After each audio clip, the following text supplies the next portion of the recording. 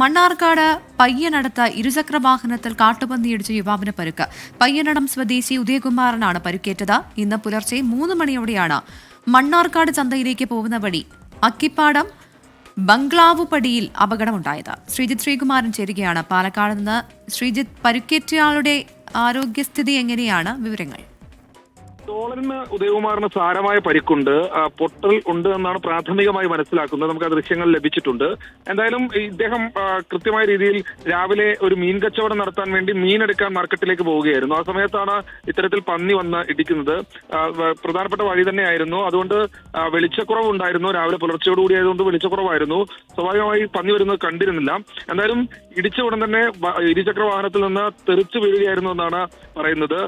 ഉടൻ തന്നെ സ്വകാര്യ ആശുപത്രിയിലേക്ക് മാറ്റി. പിന്നീട് വിദഗ്ധ ചികിത്സയ്ക്കായിട്ടാണ് ഇപ്പോൾ ആശുപത്രിയിൽ തന്നെ തുടരുന്നതെന്ന് മനസ്സിലാക്കുന്നത്. എന്തായാലും തോളലിന് കാര്യമായ രീതിയിലുള്ള പൊട്ടലുണ്ട്. പ്രദേശത്ത് പന്നിശല്യം വളരെ രൂക്ഷമാണെന്ന് നാട്ടുകാർ പറയുന്നു. പഞ്ചായത്തിൽ ഈ ലൈസൻസ് ഉള്ള തോക്ക് ഉള്ള ആളുകളെ കൊണ്ട് എത്രയും പെട്ടെന്ന് പന്നികളെ വെടിവെച്ച് കൊല്ലണമെന്നാണ് നാട്ടുകാരുടെ ആവശ്യം. ശരിതുമായി ബന്ധപ്പെട്ട ഒരു പ്രതികരണം ലഭിച്ചിട്ടുണ്ട്, അതിലേക്ക്.